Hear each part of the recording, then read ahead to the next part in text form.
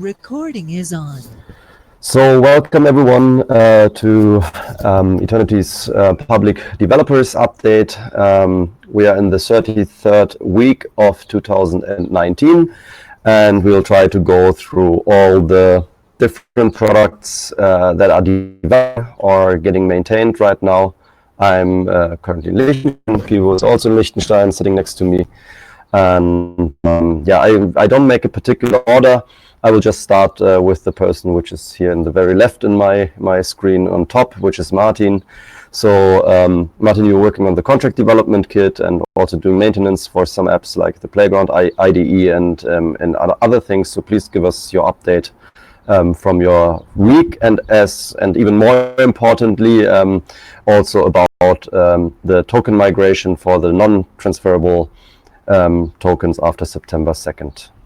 Okay, hey, I will first start with the dev suite tools. So we have made some improvements into the Playground and probably we release new version next week, which will fix some issues that we have found. And also we'll bring new functionality, which is to first estimate the transactions cost when deploying the contracts, and it will notify the users if they don't have enough funds to do that. On the Forge side, we have updated the version of the node and the SDK, and we are working now on renaming the project. This is super important, guys. So from the next release, 4JE will now be called AE project. I will create a forum post for this. We will provide also migration guide, how to easily migrate to this. This is from Forge. We will bring also some small features into this release. Regarding the token migration, we have worked a lot on the backend server, so everything around the Merkle tree and hashing is now done. We are now working on building and broadcasting the transaction using the Go SDK. We had a lot of success today with this. We have created all the rules that will be needed to interact with the front end, and we have also started implementing them and connecting the front end with the back end. So yeah, we are on the good track there, and we'll have more news next week about this. So this is from our side. Perfect. Thanks a lot. I'm happy to hear that this is all on track. And it also seems that we will have a good solution for the token migration in September. And I would like to go to the next person here in this call, which is Andy, representing development and maintenance work and the AirGap wallet. So Andy, please give us a small update on your past week's work. Okay, this week it will be a short update. We have released the wallet update, but sadly we are stuck in the review process of Apple. They had some complaints of a feature that has been there since the beginning, so we're working on that. We have also continued the work on the vault, the security improvements. Then we invested some time into giving feedback, especially for the base app team and Stoyan in some of the AEXs. And we have continued to work on our own AEXs, AEX 7 and 8. We have now almost finished the reference implementation, and once this is done, we will announce it, and hopefully we're able to move this through out of the draft phase to the final stages. Yeah, that's it. Cool. Thanks a lot for your update. And the next wallet here in the call is Milen, working on the browser wallet. So Milen, how is it going on your side? Can you hear me? Yes. Okay. We've been working on the signature verifications. We want to add this feature of custom message signing that actually AirGap team proposed the expansion for, but we found an issue in the SDK, and we worked on fixing it. We actually proposed a PR, which was now merged, so we are hoping that will be included in the next SDK release. We also worked on our Oracle service, which will be used for verifying domain ownership for the tipping functionality. It is now registering an Oracle, and it is broadcasting transactions with the correct TXT info from the DNS that is from the the name service provider. And also we've been working on the update name call for the Eternity naming system, because there was some bug in the wallet while trying to update your claimed name. We've done some major refactoring and some UI changes, and we'll be releasing a new version next week. We also planned on working on separate builds for Firefox and Chromium, because there were some issues with the permission sets. And now we are working also on handling unknown transactions for the wallet, because there are additional transactions that wasn't implemented in the first place, like Oracle register, pre-claiming names, and state channel open and stuff. And we also are working on implementing Circle CI parallelization, because our tests are taking too long, like 40 minutes or so to run. And we want to have them faster, because each of the builds is taking so long to test it out. And yeah, that's from our side for this week. It's really nice, and a lot of functionality. I hope you're also documenting well, so people can look into it, who are interested, not only users that might want to use one of those features that are getting built in the browser wallet, but also can take a look at it and see how your team or you solved some of those things. Yeah. We are documenting it in GitHub, but we'll try to provide some Gitbook or something that is more user-friendly, and yeah, the regular user can easily go through and check what features are doing what, and yeah. Yes, because it adds for sure a huge value to to many if they have some sample code and can try out some stuff. And see how you have solved it in the browser wallet. Next wallet here in the group is managed or coordinated by Stoyan. It's the base wallet, and Stoyan, please give us some insights on your work. Cool. So last week we made a release that had a integration with displaying in fiat and Bitcoin. And also translation to Chinese and Russian. That's went really well, but in that release, we accidentally, due to a miscommunication, broke the integration with the middleware. So the transaction history was broken for a moment, and also the integration with the naming system. So we made an emergency release, which fixes that.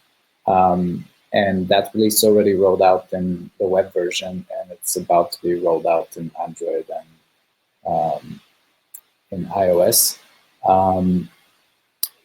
In addition to this release, which like I said is today and yesterday, we have another release coming up next week, which will probably be towards the middle of the week. And in that release, we're removing the hard-coded list of domains that can be opened by the browser. So people will be able to open any domain, which makes the browser a lot more useful. We have also updated the landing page or the browser homepage so that we could fit more apps in that list. And I'm going to post the file in the forum, so if anyone has an app that they want to put in there, they could submit a pull request in GitHub, and we'll review it and see if we want to put it in the list for the next release. In addition to that, we will have the ability to transfer account ownership. To transfer name to another account. So if you have a name that you currently own, you could move it to another one of your accounts, or you could pass the ownership to somebody else. And we are also rolling out a fix for right now. If you try to send your max amount of tokens when you're displaying your balance in fiat, there's an issue because of the calculating the fee in fiat versus crypto, because in fiat there's a lot of rounding because the fee is a really small amount, whereas fiat only goes up to cents. So we're fixing that, and that'll be part of the next release. As I mentioned previously, we're doing some user testing to determine how people feel about emoji across the world. We currently use emoji instead of icons. Not all the results are in, but for the most part, the So far, the results show that people think that we definitely need strong visuals, but it's much better to have good icons than emoji to communicate things visually. That was good to just do because we want to do more global testing.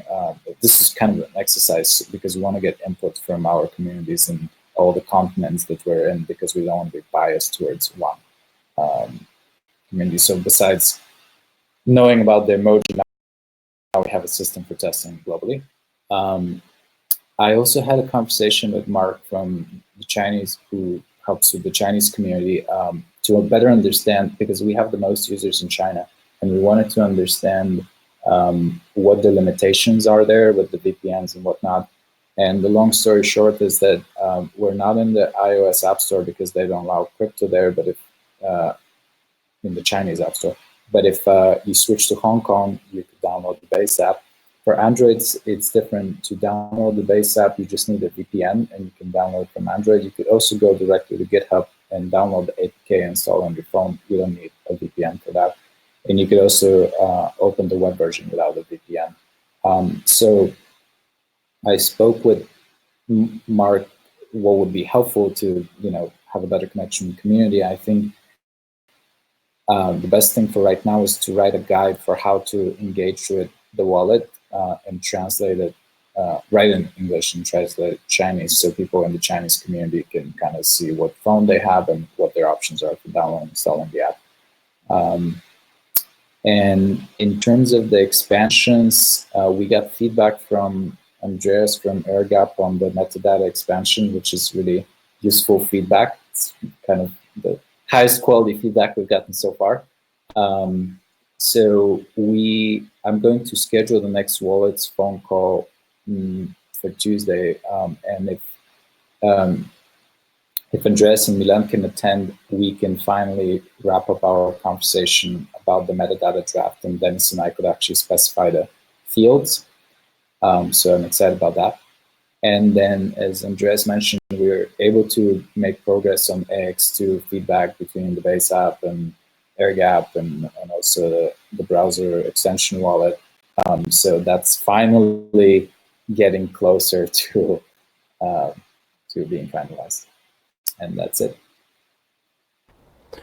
Thank you very much for this huge update about all the stuff that's going on, and good to hear that also vertical work is happening, especially when it comes to the expansions, and also, of course, the base wallet is currently one of the most important interfaces to applications. Let it be the token migration in the future, or the graffiti app built by Pivo. So I would just give the word to you also, Pivo, to give us some update on that one, and on the progress in the governance app, which will also run within the base app. And yeah, so please give us your update.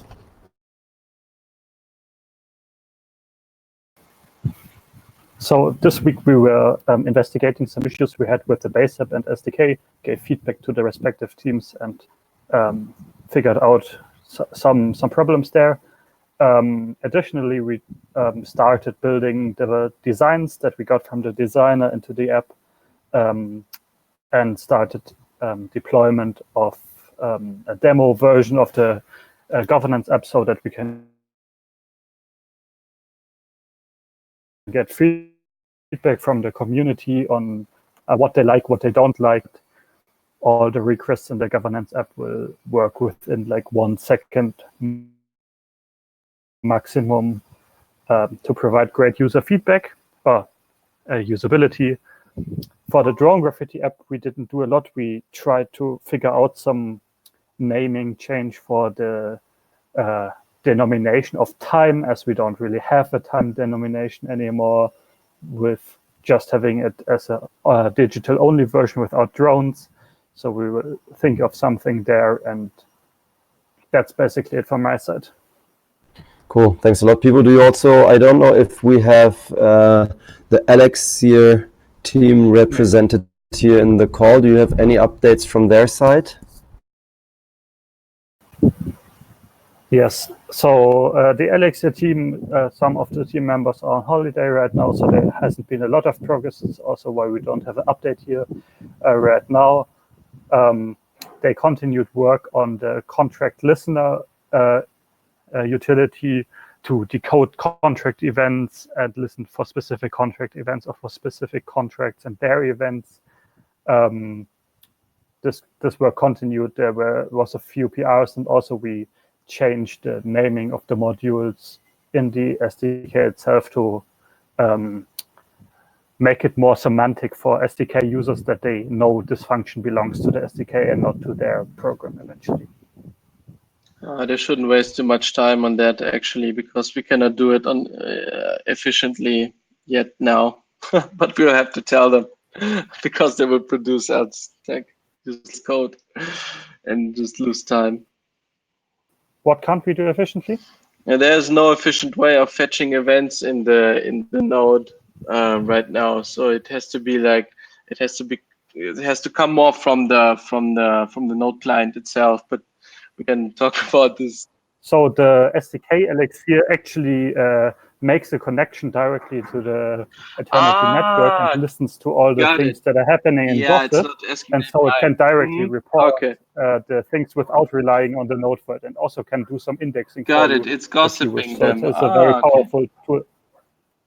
This is really nice in the combination of Erlang and Elixir, and I think we will see some great stuff happening there on that side, which I'm really looking forward to seeing this in production soon. Yeah, thank you very much, people, for the update. Also, maybe here, Sergey is not taking part in this call. His kids are ill. He just wrote me, but the protocol is also approaching its basically final form for the Lima hard upgrade in November. I see also Dimitar here in this call. Maybe Dimitar, you can give a broad update about your work, and then also tell a few words to around the protocol development of the past days. Yes, we've released version 4.2 now, like 3 days ago. It's stable, it's working as expected, and now we're preparing for the release candidate for the Lima release. And yeah, notable changes would be in state channels world, where we actually provide opportunity for participants to temporarily drop their connection to their own node that keeps their state, and only to reestablish it later on. But while it is dropped, they can still sign transactions off-chain. Basically, Aris provides Bob with QR code, and Bob signs it, even though Bob's phone for some reason doesn't has internet connection. Another nice change that is upcoming are a few parallel refactorings in the channels. Those would provide a huge boost of performance. We expect more than 50% speed up of off-chain transactions, allowing much bigger throughput. Contracts world are providing more and more functionalities in Sophia. For example, the payable is upcoming in Lima, but not yet merged. So I guess this is what we have done, and this is what we're currently working on. This is very cool, and we should really be loud about those things and voice them. I still trying to figure out how we can even get more words out next to this recording, what we're doing here. Thank you, Dimitar, for this update.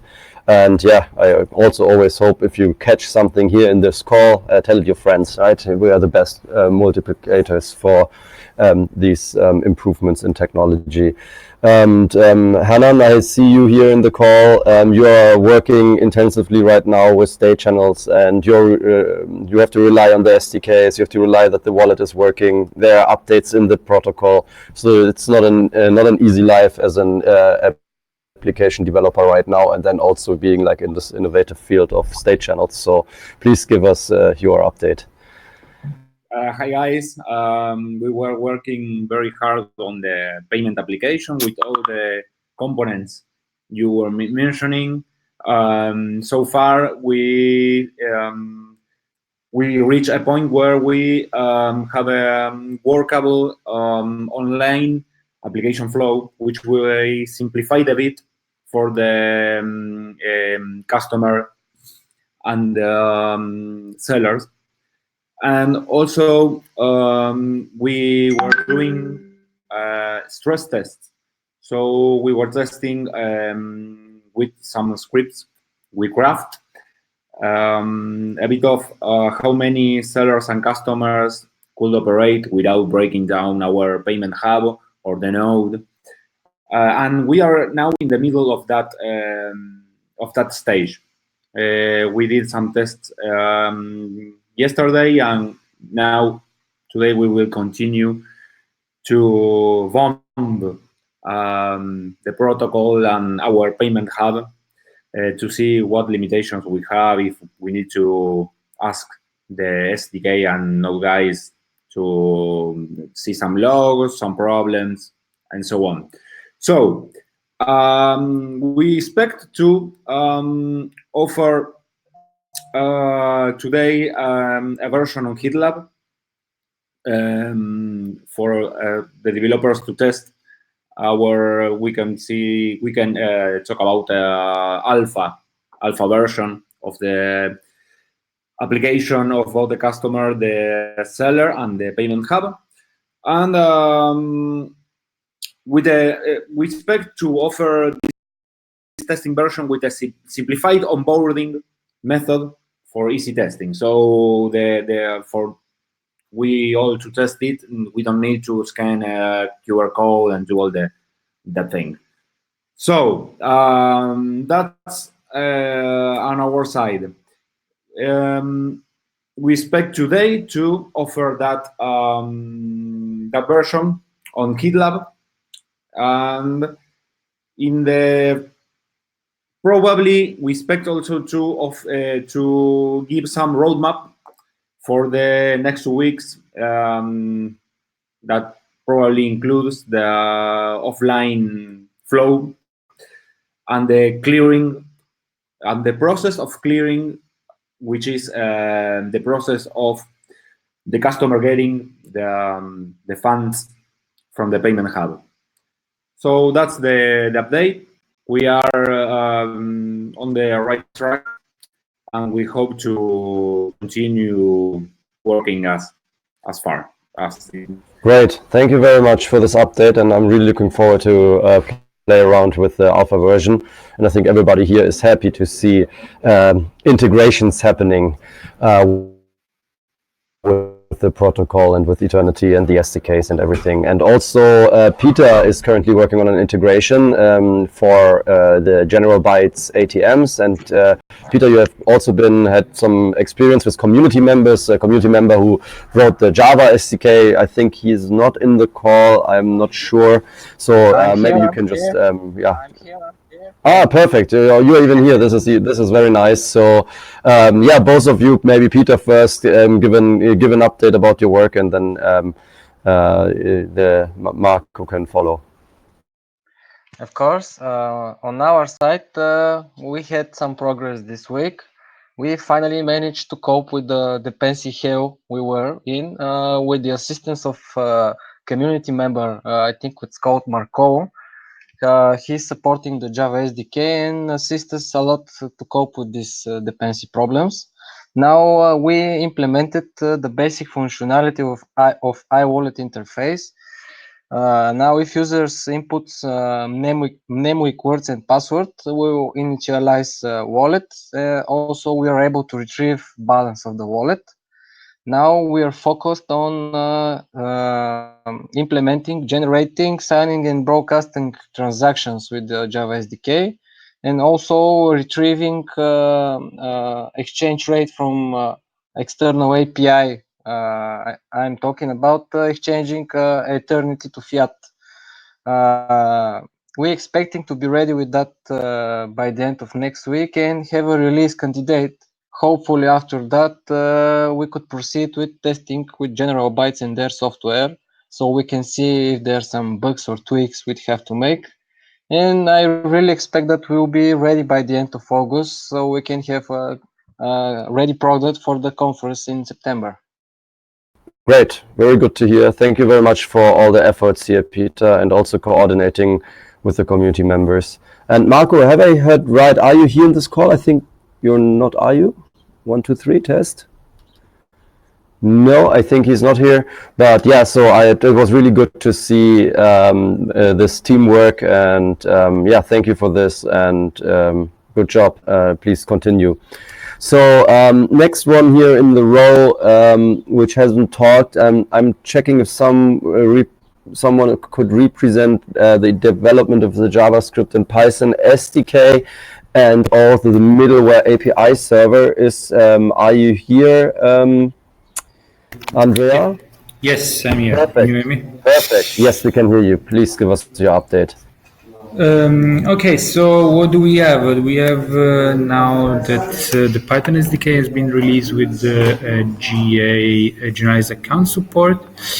The JavaScript SDK is having small incremental releases that are included, usually bug fix or changes that are being requested.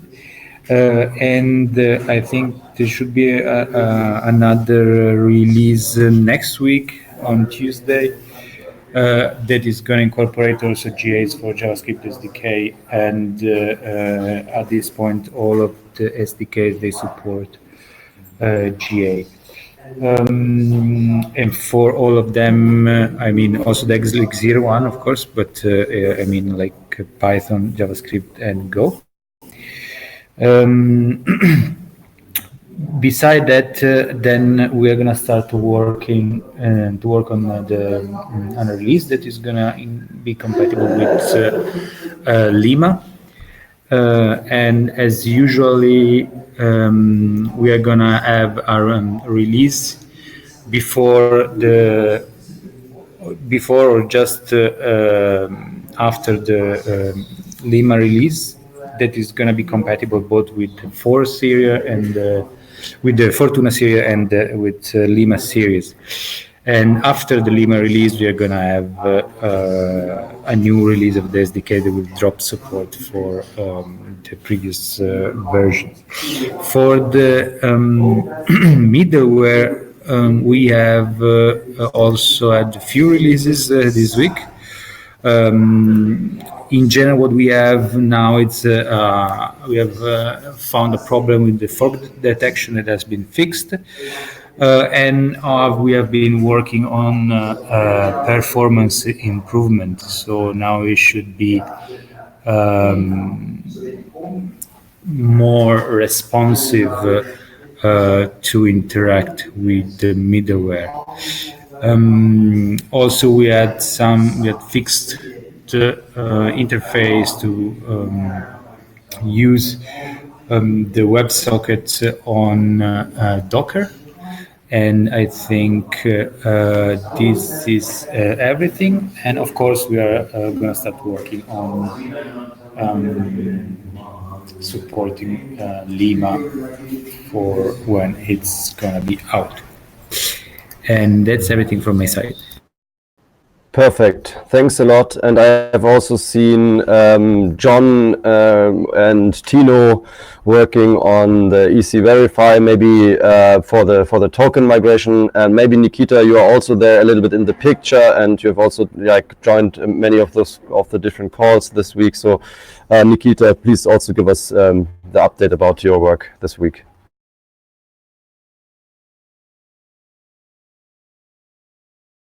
So he doesn't seem to hear me. Nikita? 1, 2, 3. Talk to John.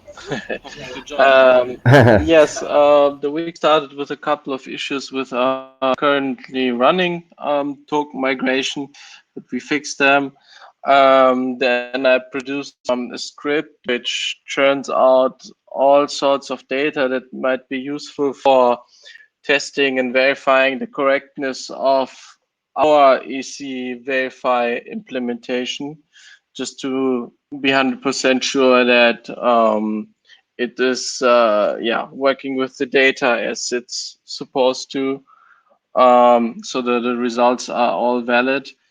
And essentially, yeah, this is what the week has been like. Also been listening around for the community's needs. I had some spare time to build a nice little feature I will hope would come helpful for our hackathon in Prague. So if you guys can actually see my screen, just tell me, can you see it? Yes, we can. Can you see it? So it's always nice, everybody's sharing code everywhere. And essentially I thought, why not just make it easy? So if I suppose maybe here's an error, then I will just share it to someone else. And gonna get a URL, paste it, and then Philip Pivo would probably see right away, damn, he forgot the curly brace. Now it's a valid contract, and now we can deploy it. So people won't have to share all their code blocks and the whole contract and describe the lines of the issues everywhere, all across the dev chats and forums, and people can basically help them out directly and call the functions and see the code which was considered as problematic. That's essentially it.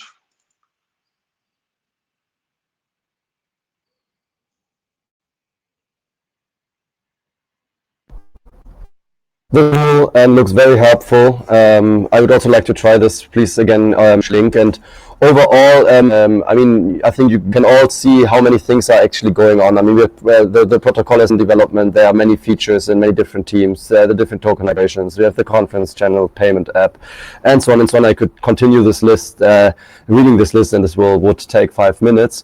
We also have Pega here in the call.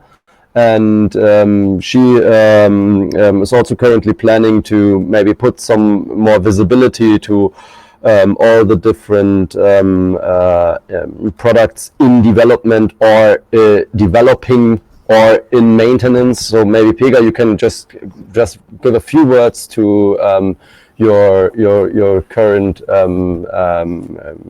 thing, and also to the documentation hub that you have been working on in the past.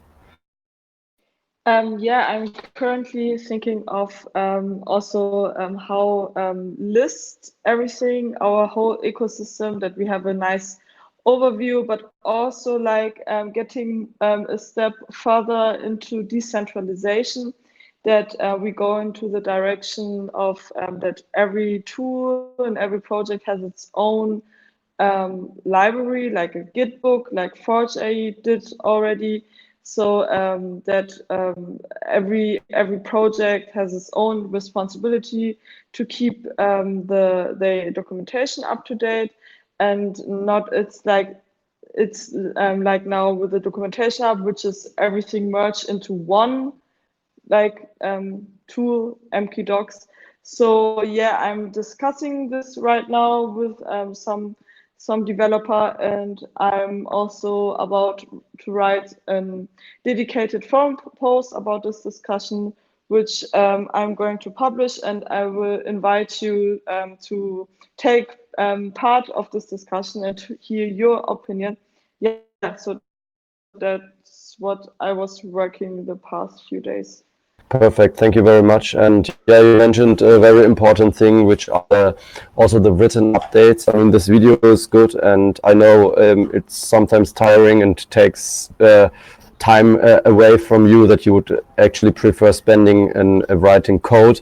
But please also be active in the forum and post a written update every 2 weeks. It is just then easier for other community members to follow the process and to jump on this and take a look. It's also good for like, let's say, the different search engines, if people search for stuff and want to see progress, or they just have a question. So please don't forget those written updates. I will also separately reach out to you if you don't, and try to motivate you to do so. Yeah, I think we have been through everyone in this group. Of course, there are way more people in the community currently working on projects, but we will cover them next time when they are here. And I thank you very much for participating in today's call and giving your update. It was, again, very interesting to hear what's going on. And I think also for many other people out there. So have a great day and a good weekend. And see you all latest next Friday. Bye, guys. Have a nice weekend. Have a nice weekend. Bye. Bye-bye. Bye, everyone. Bye. Bye. Bye, thanks. Thank you. Bye-bye.